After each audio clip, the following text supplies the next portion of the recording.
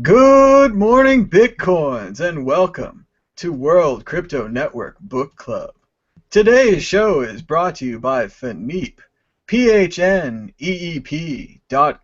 Look at this amazing new Photoshop of the adventures of Mad Bitcoins and his merry men. Thank you, Phneep. Also, if you're interested in the World Crypto Network Book Club and you'd like to join us at Goodreads at World Crypto Network Book Club. We've also got a voting board where we're voting for the next book. Neuromancer is in the lead with 6 votes. So that's what we're going to go with. And after that, we're going to read Ready Player One, which is a really, really fun book to read. I'm joined by Nick. Hi, Nick. Hey Tom, how's it going? You ready to finish up this discussion we have for Snow Crash and get around to closing up? I'm ready, and I want to tell everyone at home we're talking about the end of the book, so there's going to be spoilers. That's right, tons and tons of spoilers. If you turn off one phone, there's always another one, but you turn them both off, that should do it. But yeah, we're going to totally spoil everything, so if you haven't read the end of the book here, stop the video, come back later, read the end of the book, because we're going to talk about who lives, who dies, what explodes, in what order, if we can figure it out, because this book doesn't really have a closing chapter. This book ends very suddenly on a one-liner, out of nowhere. It's the end. I'm still not pleased with the ending. It's been like 10 years since I've read it. The ending still sucks. Still like one line out of nowhere. I don't know how. Like, it's a great book right up until the end. We just need a couple more lines.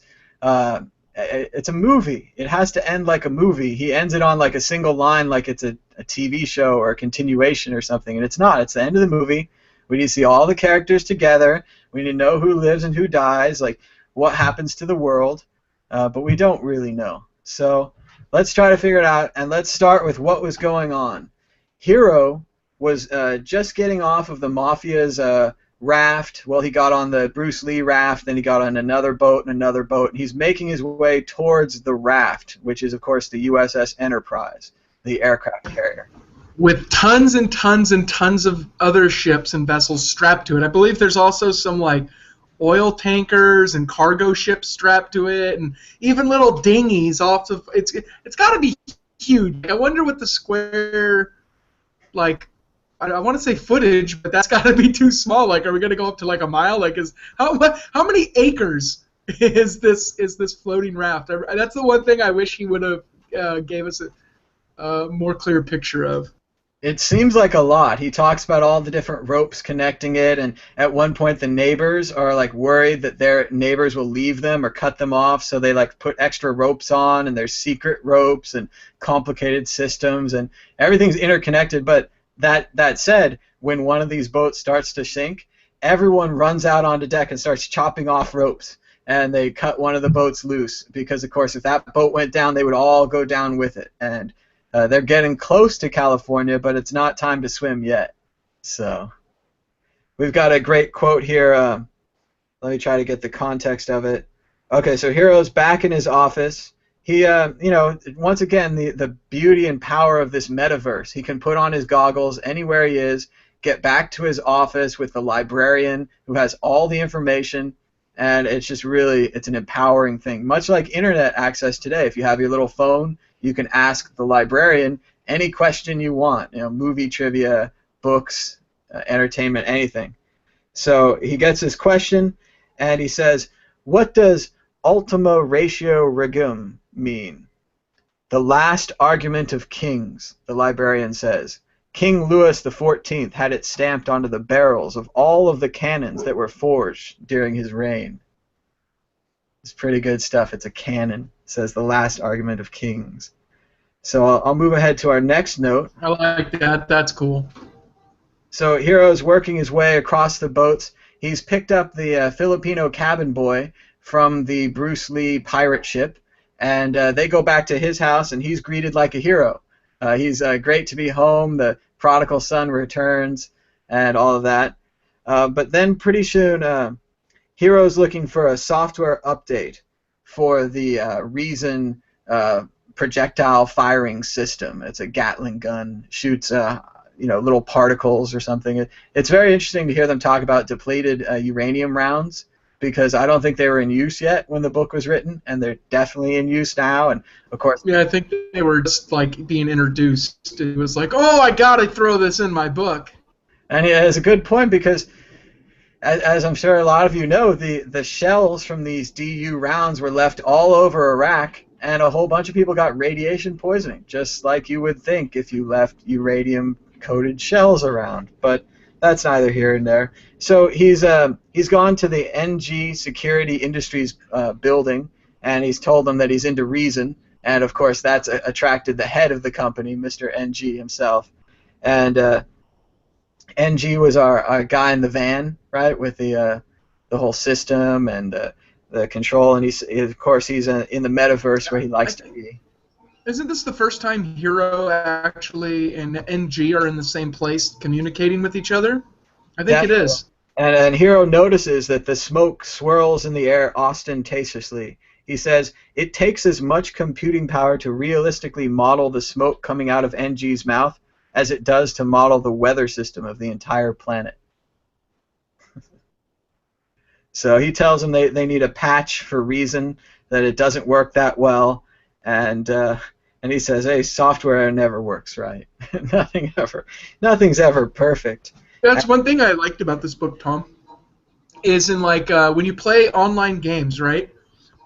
How well your computer processes the information is of no consequence to me. Right? There's got to be, we got to make sure everybody's computers can handle this, instead of there being some baseline and it being, whatever you throw at it, you can make it happen. I'd love to see a virtual world take that. Yeah, because everyone has a different level of quality. Juanita was black and white when she came into the bar, and she looked like a fax machine. And then the other people are perfectly modeled because of the quality of their computer. It doesn't make any sense if you really think about it computer-wise. It's not going to improve the thing, but it's a nice idea from a book perspective. So yeah, it was neat. It was good for trying to get across, what the difference in world and classes and stuff and whatnot. I thought it was pretty neat. And the good point about that, too, is that always Hero and Juanita, even David for a lesser part, the hackers really control things here, and especially the early hackers. And I think that's a good tie into Bitcoin, because we were talking about it yesterday at this accelerator, that the developers of Bitcoin, and I'm not sure how to go on this, but the developers are really controlling it. Right? If the developers decide tomorrow they want to make it more anonymous or less anonymous or faster or slower, it's really them that's running this thing, not the Bitcoin Foundation, certainly not you or me, certainly not even Roger Ver, who has tons of Bitcoins, or anyone that has tons of Bitcoins. They don't really control this thing at all. It's this little core of hackers. And I think Snow Crash is much the same way with the metaverse. So pretty soon, Hero is having a full-on conference in the metaverse at NG's security system, and pretty soon Uncle Enzo walks in from the pizza place, and Hero's like, "Sorry about the car," and he's like, "Don't worry about it." But still, you see the mob boss, you get a chance to apologize personally. You want to put that in, and Mr. Lee from Mr. Lee's Greater Hong Kong shows up virtually, of course, and they're having a discussion, and at one point they give Hero 25 million Hong Kong dollars, which, remember, Hong Kong dollars are real dollars. They're not deflated like the U.S. dollar in this book, where billions of dollars would buy you a loaf of bread. And if that, right? If of that, how many billions of dollars do you need for a loaf of bread? A hit of drugs is a couple $1 trillion. So a loaf of bread is what? $100 billion is going to get you a loaf of bread? Never forget the BTDU, the toilet paper bathroom tissue distribution units plan, where this might be a place where people try to get rid of their extra $1 billion notes that are worthless, and it could pile up. It could fill the hallway. So good. But what was interesting about this is that it reminded me a lot of Bitcoin, because Uncle Enzo pulls out a HyperCard and hands it to Hero. It says 25 million Hong Kong dollars. Hero reaches out and takes the card. Somewhere on Earth, two computers swap bursts of electronic noise, and the money gets transferred from the mafia's account to Heroes. It sounds a lot like Bitcoin. It sounds a lot like Bitcoin, right? Like some computer magic happens, and this unlike convertible, cannot take it back transaction just happened, and the value transfer went from one party to the next. As if there were an invisible ledger or a blockchain in the sky. And then they get down to really explaining the plot. They're talking about I'm going to say this wrong, but I'll give it a shot. Glossolalia, speaking in tongues, and they talk about the different ways that works and the connection to Sumeria, and they describe the early Sumerian society much like the Matrix. And again, this book was before the Matrix, everybody. I know it's hard to think back that far, but what he's talking about is the way that the programs would work, and that there was a central repository of human computer programs. And as it says here, when someone needed bread, they would go to the N, or one of his underlings, and download the bread-making me from the temple. Then they would carry out the instructions, run the program, and when they were finished, they'd have a loaf of bread. And that this was a good system for a while, but there were viruses, and it also seemed that Enki thought that their society was getting a little boring. And he kind of took it on himself to free these people from this programmed lifestyle, where if you wanted to mow the lawn, you'd go down to the N and get a program and mow the lawn, and it would just happen, and you'd never really know how to mow the lawn. That's like a temporary skill. It's not like it's like the Matrix where they plug it in, but he doesn't know Kung Fu afterwards. He knows Kung Fu for like an hour or something. It's a temporary. Sounds a lot like how people get educated nowadays, right? Like no critical thinking, just 1 + 1, know your multiplication tables, brah, brah, brah. Well, and as long as you don't go back and connect everything. Like what I really found valuable in college is that at one point in my English class we were reading books about the same period that we were covering in my history class. So I was getting the history perspective, I was getting the written novelization perspective, what it was like for those people, what it was like for the other people, and it really brought it together for me, but that was rare. Right? That didn't happen all the time. They weren't always connecting these things. A lot of the times it seemed like we were studying unconnected, totally random things. But Mr. Lee says, "Excuse me, are you saying that civilization started out as an infection?"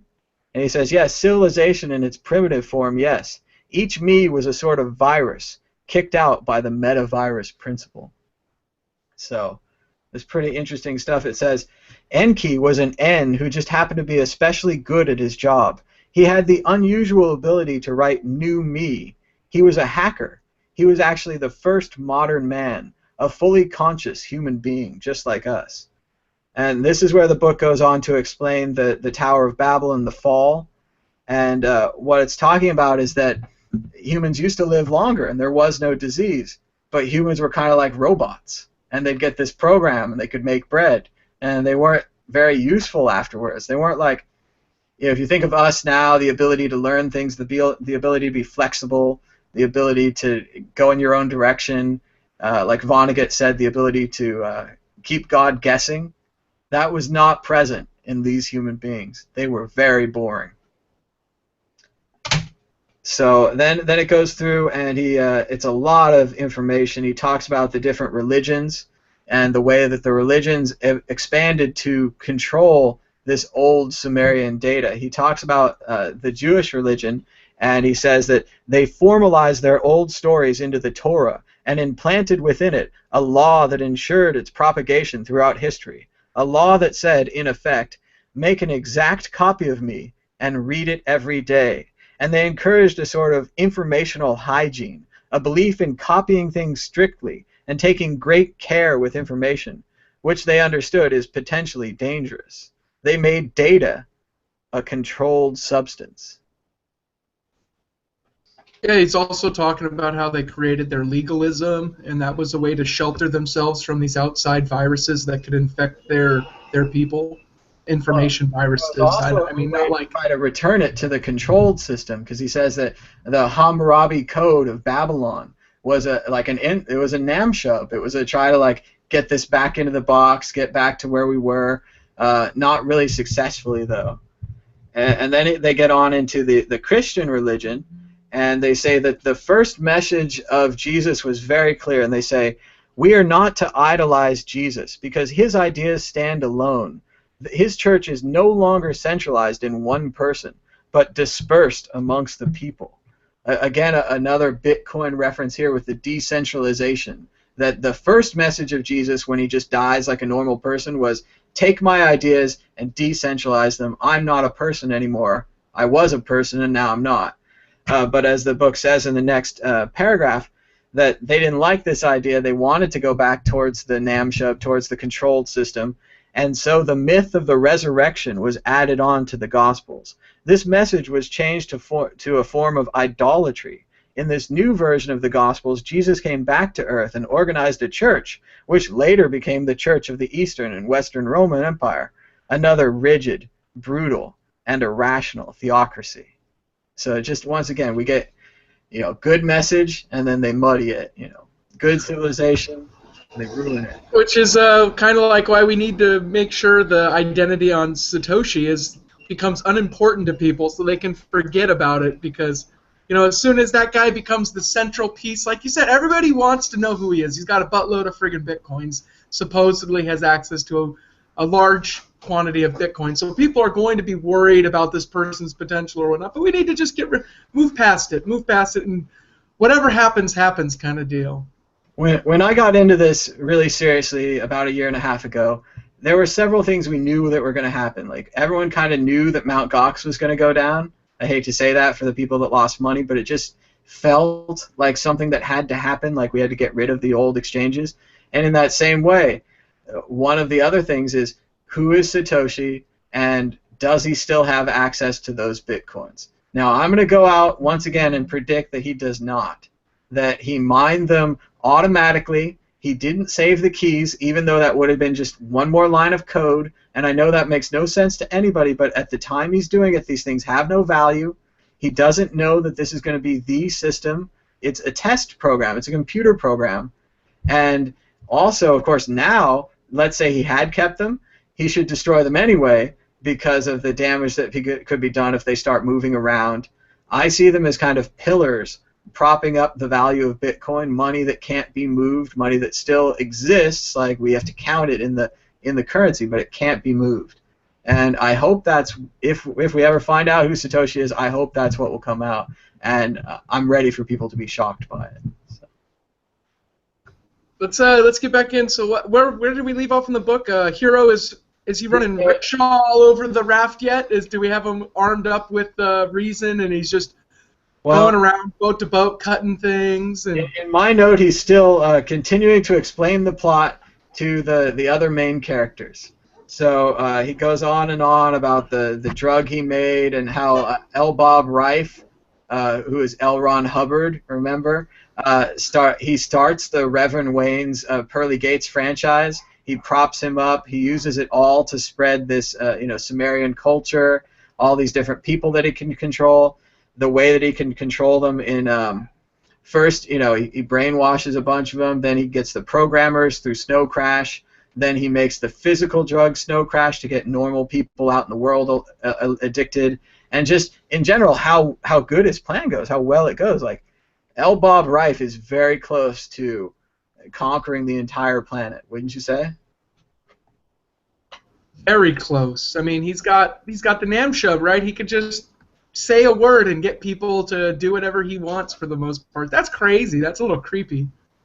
And it talks about how the metavirus spread, and in its binary form, a virus can bounce around the universe at the speed of light. It infects a civilized planet, gets into its computers, reproduces, and inevitably gets broadcast on television or radio or whatever. Those transmissions don't stop at the edge of the atmosphere. They radiate out into space forever. So this metavirus is actually spreading through the cosmos like an asteroid or like anything else. It's going planet to planet.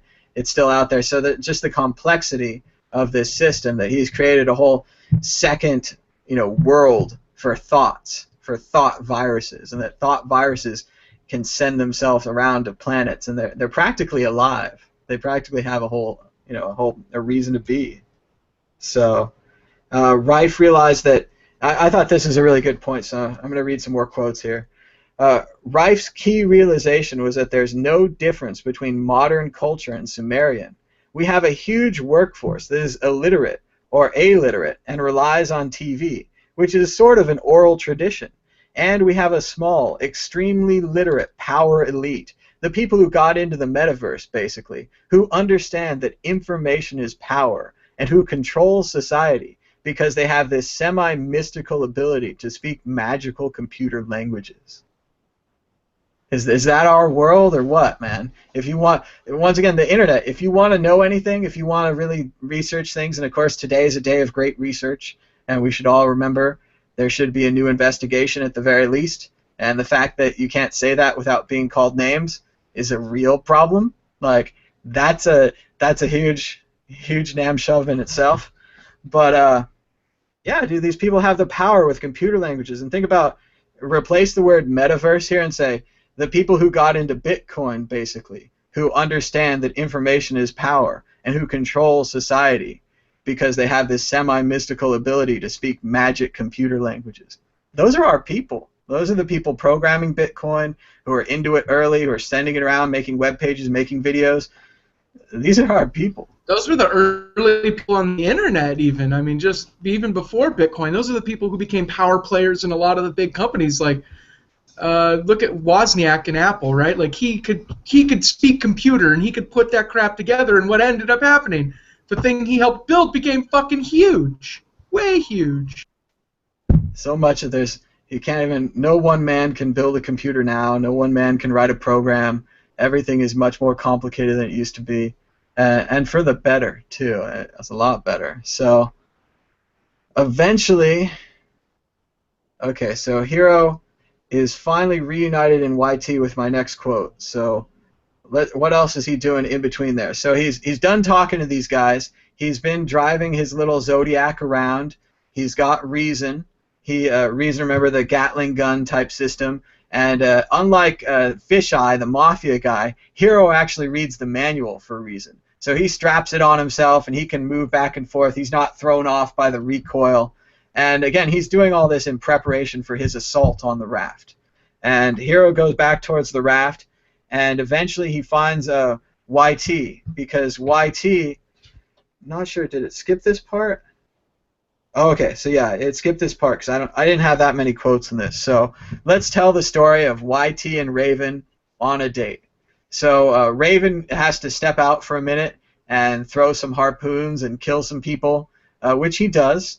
Not all the way, though. There's a little interesting. Raven doesn't kill Hiro because he's kind of in a hurry to get back to his date. He's like pissed off that he got interrupted. He figures he did enough. You know, again, poor standards, poor impulse control. The hallmarks of Raven, and so he comes back to YT, and he's... Well, not just that, he says he's sick of being, Rife's gopher. Like, that's not what he's there for. He's like, you know what, I did what they asked me to. I killed the one fool. His other guys can handle the rest. I'm done with this. I'm done being his bitch. A typical lazy henchman disease. You're almost done with your grand evil plan. You're about to conquer the whole galaxy, and your henchman's like, I'm not going to lock that door because fuck him. It's like, and like the Mafia, like Enzo says, like, they just have a poor quality of worker these days. They're getting down to the bottom of the barrel here. The system's not producing smart people. It's not producing flexible people. And the people they have left are not the best people. They're not useful. So Raven goes back to YT, and he's dripping wet, and YT thinks he has an erection. And pretty soon they go to a hotel that's made out of shipping containers. It's a little difficult to picture, but it's apparently very nice. YT's impressed with it. Raven's thrilled to have clean sheets. And they're getting down to it. They're making out. He's huge. All the descriptions are size confusion.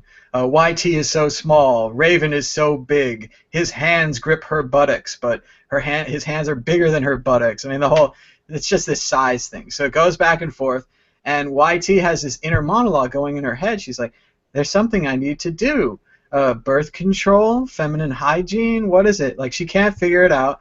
And then finally... She's too enthralled, too in the moment. way too in the moment. And finally, Raven penetrates her, and YT gushes out on the first thrust. She's done, and he collapses on top of her, and she's kind of like, wow, like, I'm that good. Like, I kind of expected more from this big muscle man and all this stuff.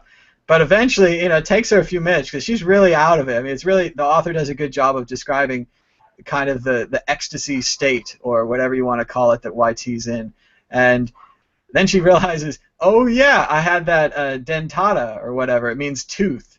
And that means that there was some kind of booby trap inside of there. And as soon as Raven put his thing in there, he got a needle straight in the thing, and he's out for 4 hours. And she's like, he's going to be pissed. Like, this has gone incredibly badly. Like, she was down for it, right? But she didn't think of this thing she had. So it's a very funny scene. And so she muscles him off her, and she goes back out into the hotel, and she finds a terminal. And that's where she gets onto the metaverse, and her and Hiro get back together. And so they're talking about it, and this is a funny scene where Hiro says that he thinks he's going to get back together with his girlfriend Juanita now, because he figured out what she was doing and why she came here, and now he feels like he understands her now. And YT, of course, 15, but she just knows everything. She says, Hiro, you're such a geek. She's a woman. You're a dude. You're not supposed to understand her. That's not what she's after. It's very, very wise for a kid, And then what she says is what Juanita. Yeah, YT is a little bit has a little of that streetwise going on, She's smart. She's smart in some things, but in other things, she's perfectly willing to date Raven. It's like bad decision theater. But then she says what Juanita really wants of Hiro, and I think this is what everyone should aspire to, is that she wants him to understand himself. Which is, of course, what was written on the Oracle of Delphi, know thyself. And she says, it's just obvious. You're a really smart hacker and the greatest sword fighter in the world. And you're delivering pizzas and promoting concerts that you don't expect to make any money off of. And then they go back to fighting in the middle of that conversation. But the fighting with the guns. So Hiro's on his way to the ship. That other boat gets sunk, and they cut it off because they're all connected with the raft. And I think this whole scene, by the way, is super freaking cool, Tom. How he's like on like a Zodiac, zipping through like the little channels in between the boats, like fighting guys, jumping into the metaverse, jumping out of the metaverse. It was pretty cool. He turns his goggles on. He's in kind of a gargoyle mode at one point where you can see in like infrared, and he's like, oh, this is why these guys don't care about reality. It looks all kind of gray and brown. Like, of course you'd rather be in the metaverse. But then it saves his ass. He sees a tripwire or a piano wire that was going to chop his head off, and he ducks under it. And it's funny that you would say that he uses a Zodiac, because I don't know if you guys know, but Stevenson also wrote a book called Zodiac. So he's way into these. Zodiac's a small raft with a kind of a power motor. But he certainly knows a lot about Zodiacs after that book. I don't even remember what that book was about, but it was pretty good too. It was light and fun, one of his earlier ones. It's been a long time. And I thought this is a great point. The libertarians at home will love this. Hiro's about to break into the Enterprise, and he's just used Reason to cut like a hole in the door, or some kind of hole, and he's used all the ammo. Reason's done. He doesn't need it anymore, so he dumps it over the side of his boat. And as it says here, later, Mr. Lee's Greater Hong Kong can dispatch one of its environmental direct action posses to pick it up. They can haul Hiro before the Tribunal of Environmental Crimes if they want to. Right now, he doesn't care. So there's a Tribunal of Environmental Crimes. Even in this decentralized world with all these different city-states, they still have a general respect for the environment and some kind of regulation that they agree on. And dumping a nuclear weapon like Reason in the middle of the ocean is an environmental crime, most certainly. But let's be honest, somebody of like Hiro's stature and soon-to-be wealth, he could probably afford to dump his environmental waste in the ocean and pay somebody else to clean it up for him. It seems like a pretty big thing of waste. It reminds me of the BP oil spill. He's just like, I'll just put it anywhere.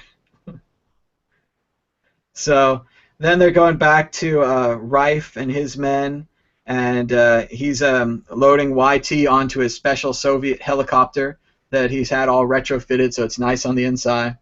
And this is great. Tony says, "Who are you?" The new guy looks crestfallen. "Greg Ritchie," he says. Then, when no one seems to react, he jogs their memory. "President of the United States." And then they say they're glad to meet you. And the other guy, Frank, says, "Frank Frost," Frank says, extending his hand and looking bored. So the President of the United States gets no respect here among the Raw. He has not even as much power as Rife. Like, Rife is got to be much more powerful. He controls the metaverse. Like, the majority of it runs on his pipes. Absolutely, and as we find out in a few minutes, Rife has been working with the government to write software because they have that interlocking system where no one knows what they're writing. So it's perfect for the kind of shit that Rife has been going down with. Hero comes up to the chopper. He's got a gun, and he's threatening them, and Rife says, "It's bulletproof. Ha!" And then, "No, it isn't," says Hero, as the rebels in Afghanistan found out. That was a fun little reference back to the Soviets and the Russians in Afghanistan. And the pilot says, "He is right." And then Rife says, "Fucking Soviet piece of shit. They put all that steel in its belly and then made the windshield out of glass." And that's exactly right. That's what they did. And he didn't know about the design flaw until the last minute when it really mattered. So Hero can't stop the chopper. They get away with YT on board. And they also have a Sumerian tablet in an envelope. And Nick, what's on that tablet? That is the Namshub of Enki, isn't it? Yep. And that's what they're going to use to broadcast to the rest of the world and take over their minds, basically. Make them all, drones. So then Hero meets up with, he meets up with Juanita, and she's got an antenna in her head. Bad sign, right? It's really not a good thing. But it turns out that, as Juanita says here, it doesn't work on her. It sort of did for a while, but there are ways to fight it. And she says that she spent the last several years hanging around the Jesuits. And she says your brain has an immune system, much like your body. The more you use it, the more viruses you get exposed to, the better your immune system becomes. And so she's really in charge of this thing. She's got a whole bunch of people that she's ordering around. One of the reasons that Rife flew away is that he thought his boys had Hero taken care of, but Juanita just showed up, and she can reprogram anybody now. So she takes care of it, and they're ready to go down to the flight deck when YT kicks the tablet out of the helicopter, and it falls to the deck. Hero grabs it, gets all the pieces, takes a picture, sends it to the librarian. The librarian puts it back together, finds a computer program to put it back together. Again, the librarian, or Siri, as we call her now, is just the most useful thing ever. Never talks back, always has information, even more information than you ask for, says he can't summarize, but is more than willing to use Lagos or Juanita's summarizations. Incredibly valuable and useful plot-wise character. So Hero gets a kind of a free moment with Juanita. He says, "If we get out of this, will you be my girl?" "Naturally," she says. "Now let's get out of it." So he's kind of settling plots as we continue towards this large adventure scene. And Hero's out. He's in the metaverse again. And remember, you can just go back and forth. And he's breaking into Rife's black cube. And as Hero describes it, because once again, this is going back to Bitcoin and being an early adapter, because Hero wrote the system, he knows how the system works, and he knows that a sword can pierce through the wall. So he kind of leans through the wall with his sword and goes right through it. And no one else in the metaverse seems to know or be able to do this kind of thing. So he breaks into the benefits of being a hacker, right? Absolutely, and Hero once again is all about, he's not elitist about it, I wouldn't say, But hackers are definitely a different class of citizen in this book. They are smarter, they're more flexible, they have the computer language knowledge, they know what's going on. Although they don't, though, because the Rife thing was going on under their nose. But other than that, they know what's going on. And inside the cube, Hero sees all these little blue cubes and these systems that look like they've been built. The blue cube has a big white star on each of its 6 faces. It's the government of the United States, Juanita says. Where hackers go to die, Hero says. The largest and yet the least efficient producer of computer software in the world. And that's where Hero learns that Rife has been working with the United States government because they were the only ones capable of writing this decentralized software that he was looking for. It was all broken up into parts. It was compartmentalized. So no other team knew what the other teams were doing. It's also hinted at that YT's mom most likely was working on it as well. Most definitely, because she never knew what she was working on, frequent lie detector tests, etc. And then we have the entering of Fido, the dog, once again, the rat thing. And Fido is all the way in Arizona, and most of our action is taking place on the coast of California on its way to Los Angeles. And that doesn't matter to Fido. Fido hears that YT, the nice girl, is in trouble, and he shoots off with a sonic boom. He doesn't care about the rules. It says right here, as part of Mr. Lee's good neighbor policy, all rat things are programmed never to break the sound barrier in a populated area. But Fido's in too much of a hurry to worry about the good neighbor policy. Jack the sound barrier. Bring the noise. Then Hero and Raven are racing through the metaverse. While Hero was at the cube, Raven showed up at the cube and loaded a weapon onto his bicycle in the metaverse, his motorbike, and that weapon is like a logic bomb. It's going to set off, it's going to erase the brains of all these programmers. And all the programmers happen to be in one place because they're having a benefit concert for David, who's still in a coma from the snow crash. And so Hero and Raven are racing these motorbikes to get to this concert. And Hero calls Raven up on the phone during this. And this is where they have another really interesting conversation where it's revealed that Hero's father knew Raven's father. Yeah, they were in the same POW camp. Yep, and there's a whole series of things where Raven seems to know absolutely everything that his father's doing. He can think of all these little strategies because he's hiding weapons and he's making his own poison in his bed. Like he smells really bad because he's manufacturing poison, and then eventually he poisons the guards and he kills the guards and he pulls all these weapons out of nowhere. And Hero's dad sees all this going on and he knows that now he's part of the escape whether he likes it or not. And he gets a gun and he starts shooting some guards. And these two guys are working as a team. And eventually they're caught by a Japanese guy and they're about to fight when Nagasaki goes off. Raven's father is blinded because he's looking at the atomic blast. Hero's father is looking away. And then, like Hero says, you know, years later they finally had us. Can't we be pals? And Raven says no. It's like, no, I got bigger fish to fry. Sorry, we can't be friends. I gotta blow up part of the U.S. That's what I got this nuke for. Yep. And even though now he's doing a virtual nuking with his logic bomb, he's still all for it. So he just keeps going. Meanwhile, YT sees a fellow courier and is able to get the word out that these guys are messing with her. And the couriers have a code.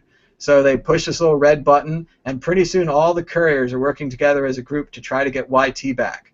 They're attaching their poons, their magnetic sticky things, onto the helicopter that Rife is in, and they're trying to get it to land. And a lot of action is happening. This, again, would just be a fantastic movie. And as we learned at the end of the book in the notes, it was originally written to be a graphic novel. And it would have been a great graphic novel, too. Even now, after the fact, I'd love to read a graphic novel of this. Just same. Right? Someone should rewrite it for him, or he should go take back in and read it as a graphic novel. Well, and I don't know why it's not a movie by now. Like, especially with all we've had with the internet, with the whole geek revolution, nerds taking over, all that kind of stuff. Just a great story. And maybe the Matrix 2 and 3 not doing as well put a hamper on that. And even William Gibson's books. I'd love to see those as movies too. I don't know what's going down. So YT, they're attacking. She jumps out of the helicopter, grabs onto one of the ropes, slides down a little, gets a plank from a skater, and goes to call her mom. And then we go back to Hero, who's still chasing Raven on his motorbike, trying to stop him and save the hackers.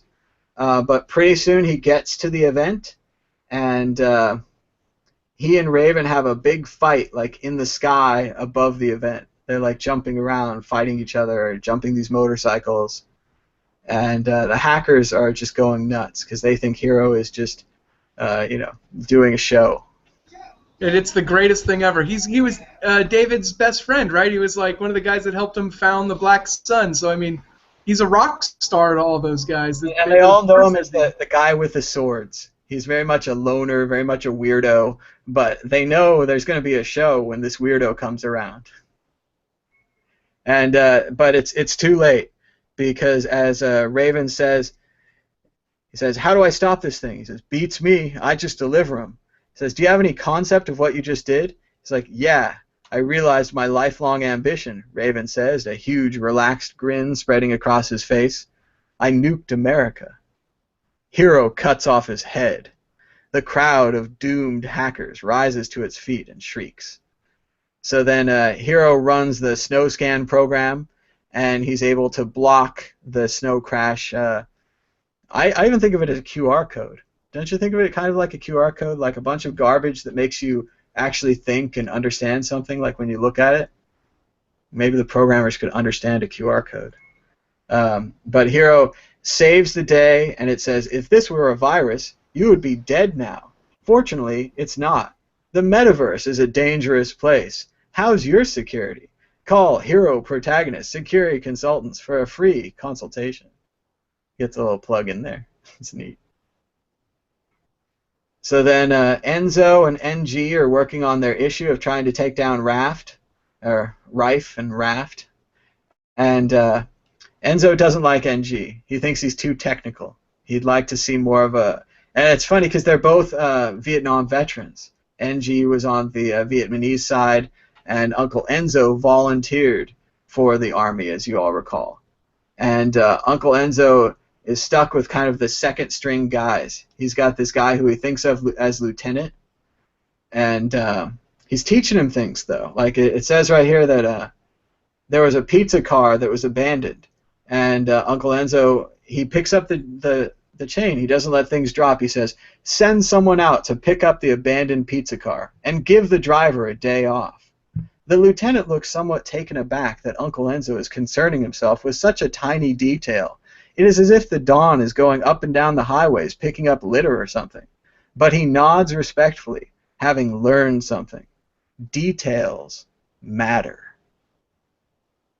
It's a very good point. And also in the next couple lines down, Enzo's regretting again that he has such poor quality people in the Mafia. He says that the Mafia is lacking in the kind of flexibility that, for example, YT has. And this is a theme that carries through the Diamond Age as well, the idea that being flexible, not being tied to a rigid set of beliefs, not believing that you're always right, not believing that you have all the answers, but this flexibility, the ability to adapt, the ability to change your mind based upon new information, which a lot of people on TV don't seem to have. A lot of politicians, etc., completely locked in. They know everything. They're perfect. Ideology is a virus, right? That's kind of like the theme in this book, and I think it gets said a few times in the book as well.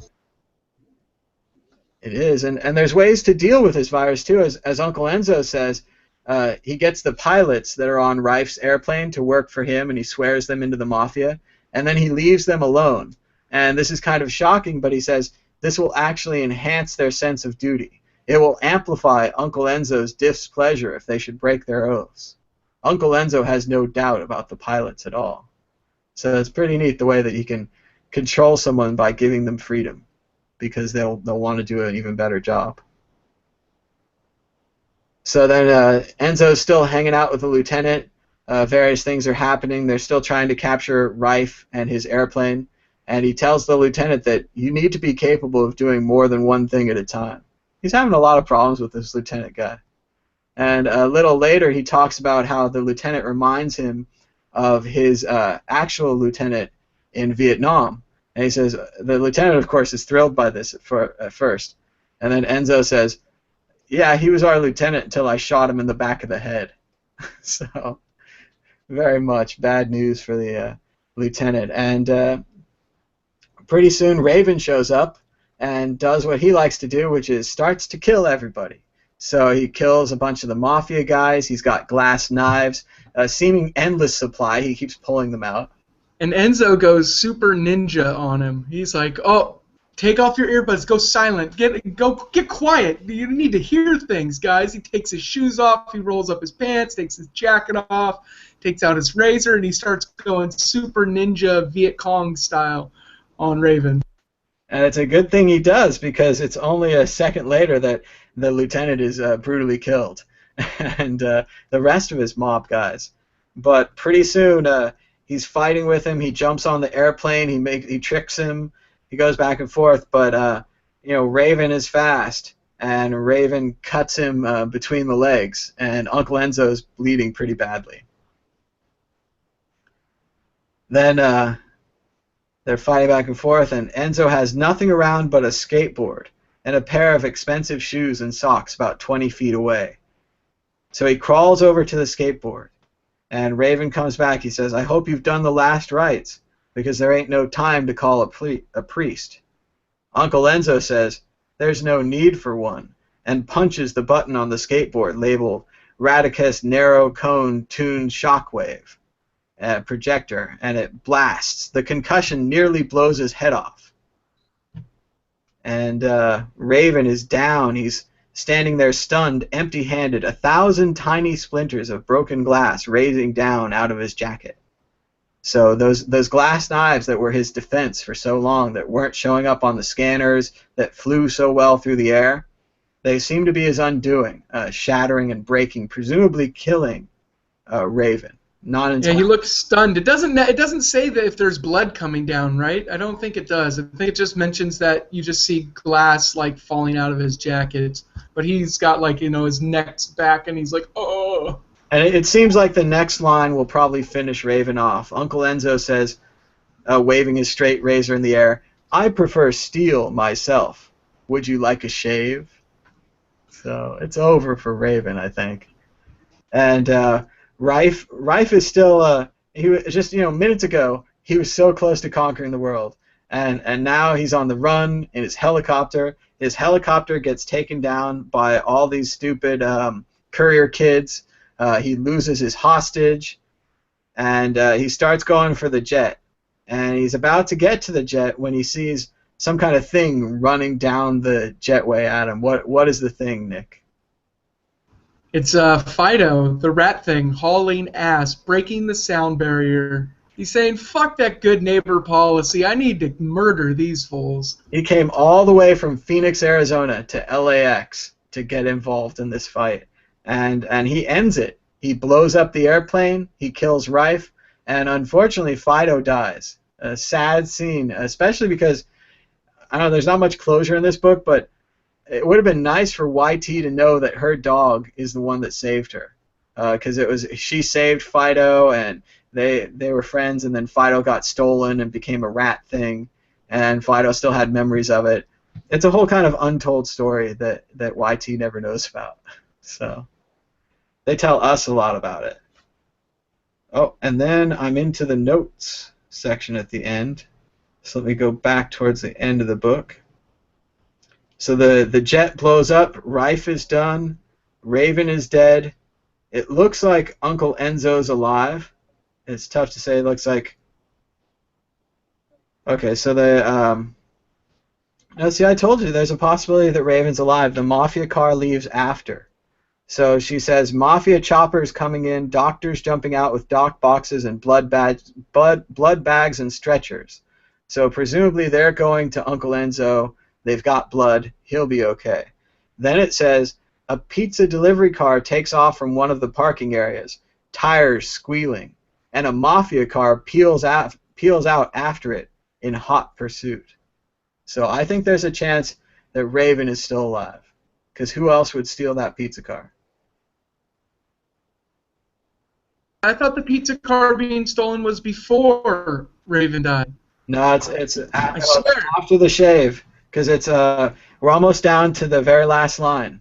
I've only got like 3 paragraphs left in the book, and it's the pizza car steals, it goes away, and then YT goes back to her mother, and this is where it gets really disappointing. This is where the book ends. Oh, you're right. It does say that. I missed that. See, I told you there's a chance Raven's alive, which again is, I don't know. There's ways to end stories. I like the Hamlet way. I like to think it was the president. I like to think it was the president got off the helicopter, but I think, doesn't he get murdered by Fido too? It's possible that he got to the airplane. He could have just been killed in between there. He was obviously a corrupt president. He was working with Rife. He had co-opted the U.S. government to write software for this maniac. Obviously not a very good president. But it could be anybody, but I think it's probably Raven. Also, we never really get the closure on Raven. Remember, he had a nuclear bomb attached to him, and we're not sure where the bomb is. And remember, if his head was taken off, the bomb would explode. So, I know you thought the bomb was on the Enterprise. It's tough to tell. We don't really know where the bomb is. And then the book comes down to... I think it could be Enterprise, right? Like, I mean, he doesn't always take it with him everywhere.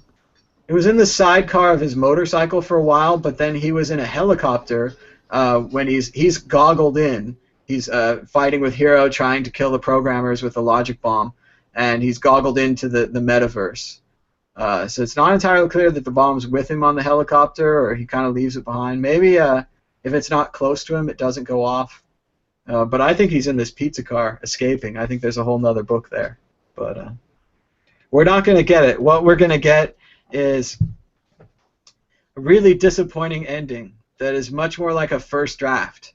What this book, it needed back then, it still needs now, is another chapter. Another chapter where Hero's with Juanita, and they're happy, and Uncle Enzo's alive, but he's bandaged, and YT and her mom are friends, and she doesn't work for the government anymore, and everything, and Raven's dead, and all these different things, like, all tied up into a nice bow, because we don't get that at the end of this book. We don't get any kind of closure. It goes right down. I'm going to read the last couple paragraphs because there's not much else. And although, again, I love that this book's always about transportation. It's always about, and YT being bored because she's a teenager. So even at the end, we get some of that. She says, but after a while, it gets boring. So she skates back to the main terminal under her own power mostly, though she manages to poon a fuel tanker for a while. So even then, she's still doing the courier thing, attaching herself to cars.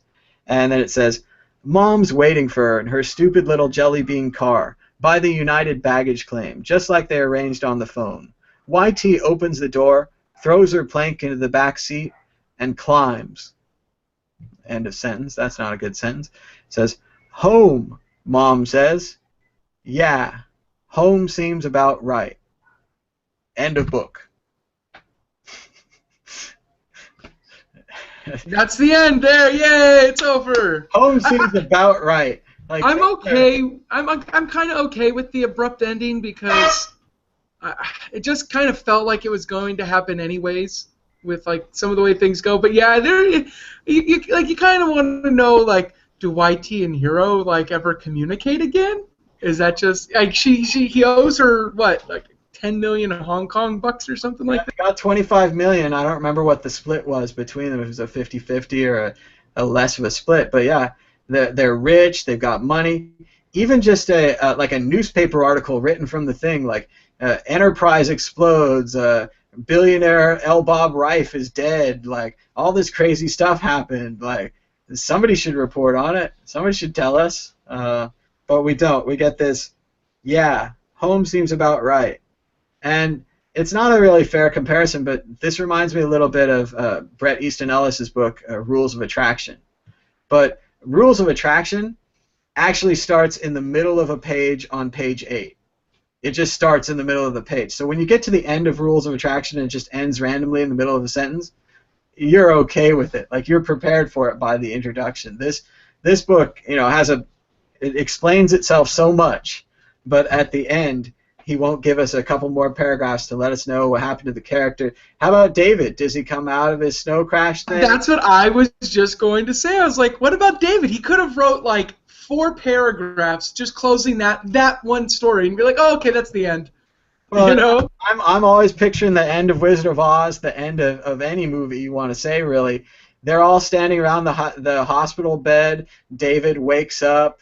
Juanita and Hiro are together. YT's there. Maybe Uncle Enzo comes in, gives them all flowers. I don't know, like just anything. But we don't get anything like that. So, as fun of a book as it is still an unsatisfying ending for me. And just abrupt. It's just abrupt. I mean, I guess most of the strands are tied up in the Enterprise assault. Juanita says she's going to get back together with Hiro. YT, I don't know, does she really learn anything? Like, she kind of, not really. I guess she learned not to have sex crazy use. Yes, I mean, that could be like the moral of her story. Like, I'm just going to go back to my boring boyfriend. Yeah, I don't see her doing that.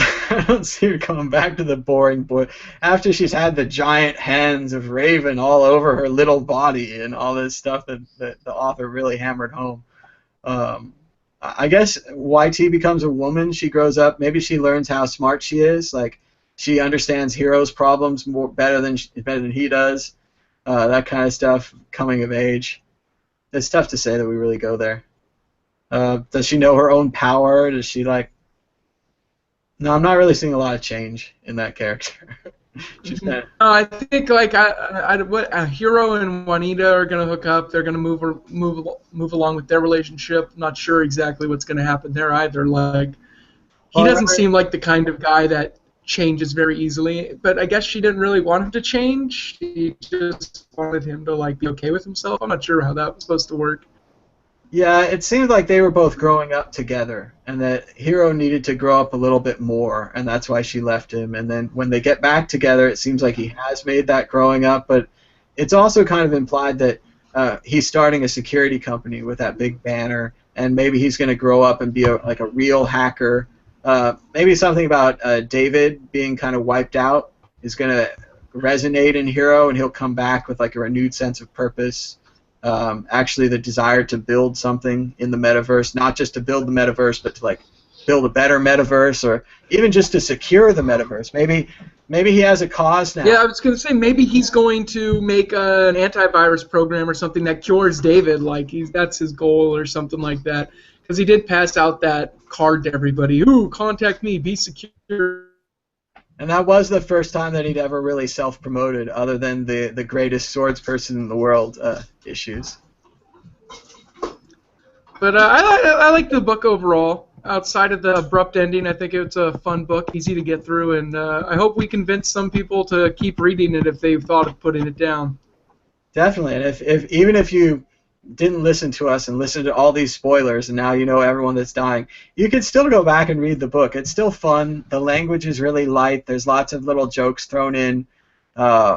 It's good. I liked it a lot, but the ending's abrupt. So let's talk about what we're going to do. Next week, are we going to do our intro show for Neuromancer, or are we going to start the first 100 pages? I think we should do an intro show, short one, talk about the book a little bit, like what you know of it, go maybe over a brief summary, and Gibson. I'm ready to go, man. I think we need to get on to the reading. So let's intro Neuromancer right now. I'm ready. I hardly remember it. All right, I'm going to pull up something real quick because I don't know. Yeah, read the Wikipedia or something. But okay, William Gibson, one of the greatest authors ever. I actually, true story. You might know him from such greats as Johnny Mnemonic. I wouldn't have started there, but yeah, it's really unfortunate. Yeah, isn't that one of his movies? I'm just saying, but isn't that one of the movies that was made off of his works? Johnny Mnemonic was a short story. So once again, like they filled in all the blanks, like that computer dolphin thing. That was not in the short story. Johnny Mnemonic's a cool idea. A guy with a hard drive in his head. He's a courier. He's taking information around. unfortunately played by Keanu Reeves.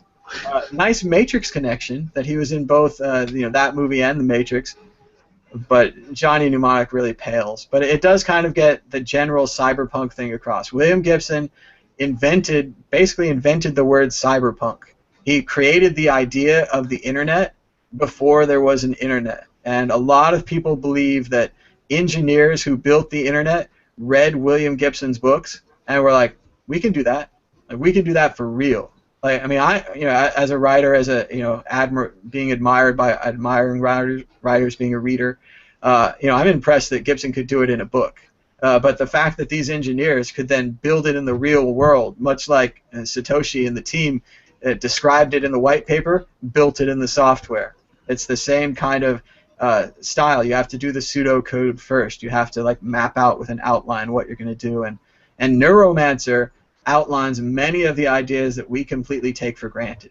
The idea of connecting to the internet, going online. I think when I read Neuromancer for the first time, I still had dial-up internet access. So it made a lot of sense. It was very much hard to get online back in those days. And in the book, there's a thing called the sprawl, which is like the metaverse, which is like the internet of their time. And the main character, Case Deckard, he pounds deck, which means he uses his laptop to log into the internet, and then he breaks ice, which is Gibson's term for hacking. And I just recall a lot of intrigue, a powerful computer program, kind of like Deep Thought, a lot of different AI type discussions. Artificial intelligence is introduced in this book, as I recall. It's been a long time. And I read it after Snow Crash, much like this. And it's not as fun as Snow Crash. It's much more of a serious kind of novel, but it's gritty and it's cyberpunk, and it's exciting. And it's our next book, so pick it up, Neuromancer. You can download it from Amazon. You can download it from somewhere else. You can get the book from your library. You could request it from the library if they don't have it.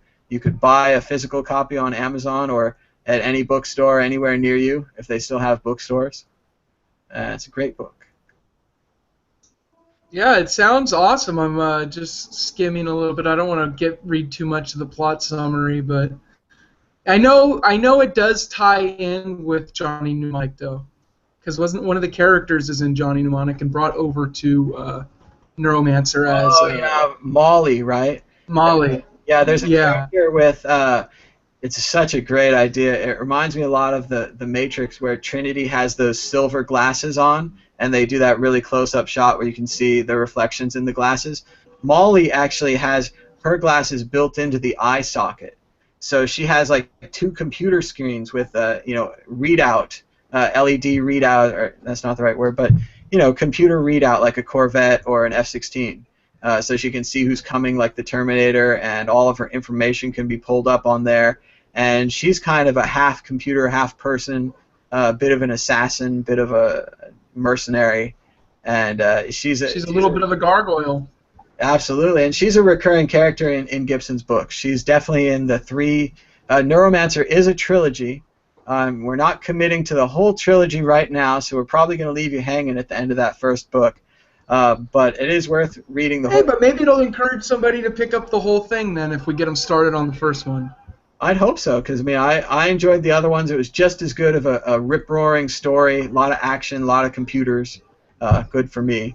But after Neuromancer, and I'll have to look at the timing again, see how we're doing on this, because I want to,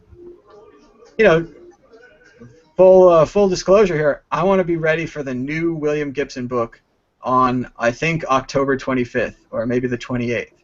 So there's a new William Gibson book that I hardly know anything about. His last 2 or 3 books have been just absolutely fantastic. A lot of them, one of them, Zero Spook Country or 0 Hour, a couple of the last ones, were actually not even futuristic books.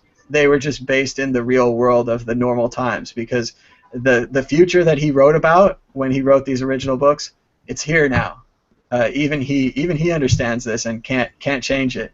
Right, Google Glass, it's not that far away from just somebody having it in a contact lens. I think that's one of the future design goals for Google too, was to put it into a contact lens. Oh, and Google Glass is really cool. I got to try it out in a. Oh yeah. Yeah, I had this policy in my head that if I ever saw anyone that I knew, even like kind of knew just a little bit, wearing Google Glass, that even though I'm kind of shy and quiet, that I would go right up to them and ask them if I could try it out. And fortunately, I saw my friend Alexis, and she was trying out her husband Kelso's Google Glass, and I had to try it. And my initial review, it's like a little floating screen that you can see out here in front of your eye. And it's not a very big screen. I didn't really feel I could watch movies. I kind of wanted it to be more encompassing of the whole eye. It really was like a little square, like a little floating square that was out there. And it was a very strange interface that to control you have to like look up into the sky and it like tracks your eyes. Or you have to say, "Okay, Google," which is a weird thing to say. But if you said, "Okay, Google, take a picture," like it took a picture. It was pretty cool. Like it showed you the picture. I didn't get that much into it more than that. I mean, it was only a couple minutes, but it was fascinating. It was really, I could see. I remember I walked around the rest of the day and I was like, I kind of missed that little floating screen. Like I could go for a little floating screen. You know. That sounds cool. I could see that being useful for like when you're walking down the street, you know, in like a place you haven't been, you're a tourist or whatever, and it's telling you like better walking paths so you can get better pictures and things like that. That could be super useful instead of having to look down at your phone or something like that. Just having a little HUD right here in the middle of my or the corner of my glasses. That's what it was like. It was a floating screen out there, and you know the software is very like 1.0. There wasn't much you could do with it. A lot of the things that Apple described a few days ago in the iWatch presentation, or the Apple Watch, whatever they're going to call it, seemed like things that Google needed. The walking directions, and I loved it. They said on the watch it'll vibrate to tell you to go left or right. I thought that was a fantastic innovation. The watch looked really cool. I'm not getting one because you need an iPhone 5 or 6, but if I had a 5 or 6 and if I had $350 to do nothing with, I don't know, maybe when I don't know. I need for me it's a whole $1,000 because I got to buy the phone and I'm not buying a contract, so I got to buy the phone outright and I got to buy the watch. Yeah. And yeah, I don't know. I don't think I get into it. Maybe when the form factor becomes a little smaller because it did look a little bulky, but supposedly they're making 2 sizes. I have a bigger wrist, so I would need a bigger one, but I just don't like the thickness. It seemed kind of thick. Yeah, it's tough to say look without sweet. actually buying it. Like I think if we actually tried it, the weight, because I'm not sure on the weight of how heavy it is, but I wear a pretty heavy watch as is, so I don't know if it would bother me that much weight-wise. see, I'm not wearing a watch, so but if I had that magical Apple Watch, I'd probably try to wear it, try to get into it. So. Just trying to find my watch so I could show you. It's a little bit heavier. It's a thicker watch. I don't know. I've gotten accustomed to it. I wear a paracord bracelet on one wrist and I wear a watch on the other. Like that, because if I just wear the watch, I feel weird. Like there's one way, you know, that's uneven. But if I have like, so yeah, if I have something on each hand, I'm like, oh, okay, that works. I remember for me, I mean, I'm typing most of the time, and you know, I have an ergonomic keyboard, and so it has a wrist rest and everything. But I would take the watch off to type. And I was like, eventually I was like, what the hell am I doing? I type all the time. Like, I don't need this thing. And the iPhone helped a lot. The cell phone in general, having a cell phone with you, having the watch on there. But in closing, I did get to meet William Gibson one time. I went to this bookstore in Berkeley where he was doing a book signing. And actually, we had a Twitter conversation back in the day where he quoted like an old link about this girl who worked at Abercrombie and Finch and lost her job because she was an amputee, and you know how ridiculous that was. And it was like it was a 6-month-old or like a year-old link, so I was poking fun at him, and I said, "Wow, William Gibson, that story is really old. That's like, have you heard about this Triangle Shirtwaist Fire?" And then I linked him to the Triangle Shirtwaist Union Fire from the 20s or 30s, which is why we have fire escapes on buildings and why we have codes that protect people from being in sweatshops that catch on fire because so many people lost their lives in that horrible fire. And he laughed and he replied, here at my Twitter account, we're always atemporal, and Triangle Shirtwaist is always hot. So I actually printed the tweets out, and I brought them with him with my copy of the book, and I had him sign the tweets too that he sent. And I don't think he remembered them, but to me it was just the greatest thing ever, and I was so psyched to meet him, and I drove all the way to Berkeley. It's a couple hours from me, and I'm such an idiot. Like I rolled out of there, and these two dudes are like I had this huge smile on my face, and they're like, "Whoa, something good just happened to that guy." And I'm like, "Oh, I'm a dork." And then I went and I drove. Like, I'm a huge dork, but oh well. I got to meet William Gibson. It was really sweet. And he's really cool. I mean, he seemed really cool. He gave a little speech. He was selling his autobiography at the time, so it was interesting to hear about his past and what he'd grown up with and what he was doing.